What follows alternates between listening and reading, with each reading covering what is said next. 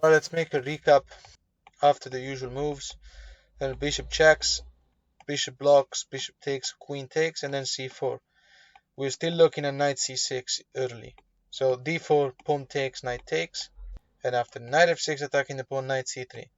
Looks like one of those normal lines that have been put into the books of theory by a billion different sources, but this one has c4 in it, so let's not forget it's slightly different. We went through the long castle idea and e5. Let's go through the very natural g6, the idea of fianchettoing the bishop and then castle. White plays knight h3 to stop knight g4, pawn to h3 to stop knight g4, also because white wants to play the bishop to e3. After bishop to g7 and bishop to e3 and castle as well. Rook a to c8. Pretty much 99% of the games will in the last 5 moves will have played these moves, right? They make sense more than anything. Of course, the rook had to go to the c file. There are no other files where it makes sense to go to. Of course, the black player wanted to castle. He didn't want to castle longside, and if he did, you can look at the moves we have explained previously. White now plays the typical b3 to create the pawn chain and never have to worry about the pawn in c4 being taken. And after a6, which stops the whole annoying knight to b5 idea, also because if black ever wants to play e5, also because d5 is never going to be possible, then black player has to stop knight b5 from happening, also because afterwards there's going to be a lot of attack on d6, which is annoying for black. So now white continues with rook a to c1, normal game. Definitely black has been playing the most solid moves, unlike the catastrophic mistakes that still look natural but that we've seen before. Rook f to e8, and white now plays the familiar queen d3. We've mentioned already in the past that this knight will want to move at some point, and white will still have to defend the pawn in e4. So let's not forget that. And also the other reason was that the rook is able to go and join the queen. Again, in this position though, we're going to look at knight b4, but it's slightly different position than before, than the previous lines we've seen. Queen to b1 is the move now. We need to keep an eye on the pawn. And white is threatening a3, kicking the knight away. So after knight back to c6, white goes back to f3. And it looks like the black player has resisted any knowledge that we have about this opening. But the problem is that we have achieved full control over the square d5 in the first 5 moves. And black can never take that away from us. White needs to just play rook f to d1 to finish development completely.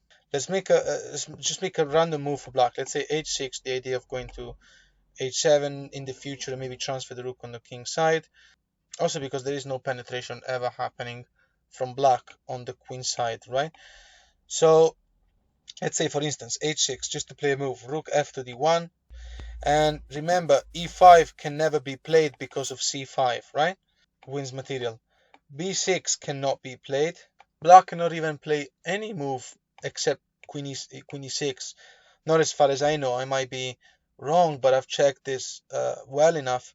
For instance, let's say b6, just to play a random move. White is threatening e5, right? Because the pawn is pinned, the knight's under attack, and the knight cannot take because we also have a knight attacking e5.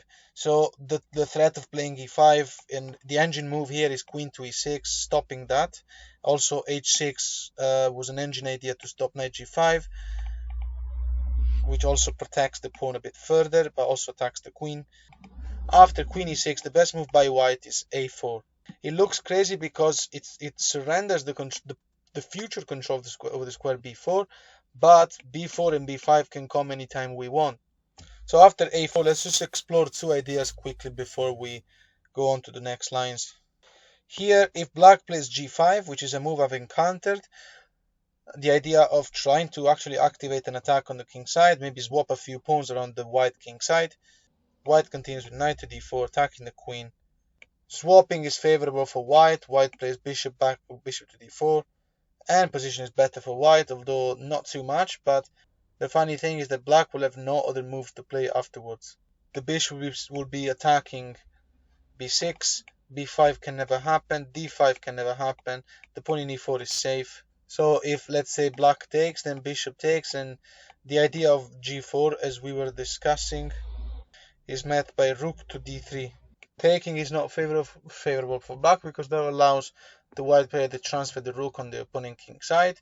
The pawn in e4 is not free because white can play knight to d5 with the idea of taking the bishop, and after king takes back, rook e3 wins the game. And if the bishop were to take our bishop first, rook takes bishop with a double attack on the knight. When the knight moves, well, the knight will have to protect the pawn in g4 as well, because otherwise the rook can just take it for free. So knight c5 is not possible. After knight f6, rook e1 wins the game, because where's the queen going to go? Queen goes, then you can play, queen goes to d7, rook takes e7. If queen takes, then you have a knight. If rook takes, then you can take the knight with a fork. So in this position, instead of knight f6, what happens after f5? Take the pawn. And the pawn cannot take back because we have double attack on the knight. If very desperate, last attempt to queen to e5, attacking the rook, which is the best move by black, white continues with rook to d3. And the idea of taking the pawn in f5, winning the game immediately. So if black allows white to take the pawn in f5 right now, the engine will evaluate the white position as if it was like up 2 pieces, more than 2 pieces. Also, we are threatening, let's say if pawn takes pawn, then rook e3 wins the game. So black will have to be very careful to how he plays this position. So in this position, earlier we went through g5 and what to do next. Well, actually, let's go there still one more time, because the g5, knight d4, we went through knight takes. What happens after queen to d7, for instance? Just saving the queen and continuing the game. Knight f5 comes now, threatening to take the bishop, of course. So after bishop to f8, still defending the pawn in h6, white continues with f4. The idea obviously is to make all these pawns disappear so we can start an attack on the king's side. After g4, white's best move is e5, exploiting the fact that this pawn is protecting e5, so the knight can't take, the pawn is pinned. Fantastic position for white.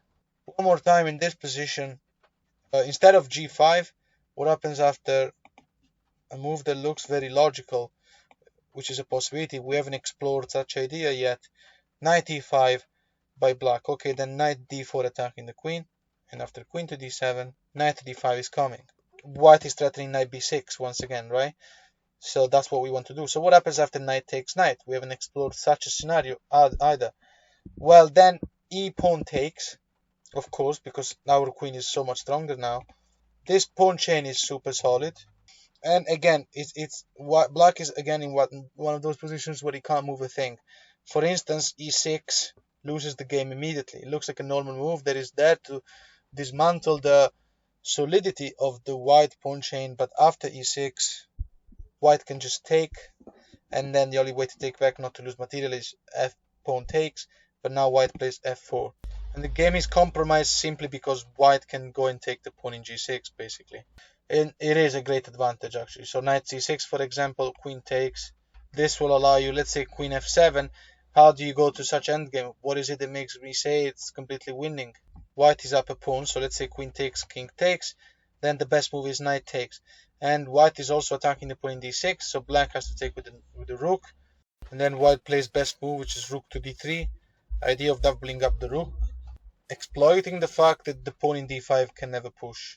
The pawn in pushing the pawn in e5 for black doesn't do anything because of rook f1. And even after e4, white plays rook to d5, and this time nothing will stop the white player from targeting and winning because of the weakness.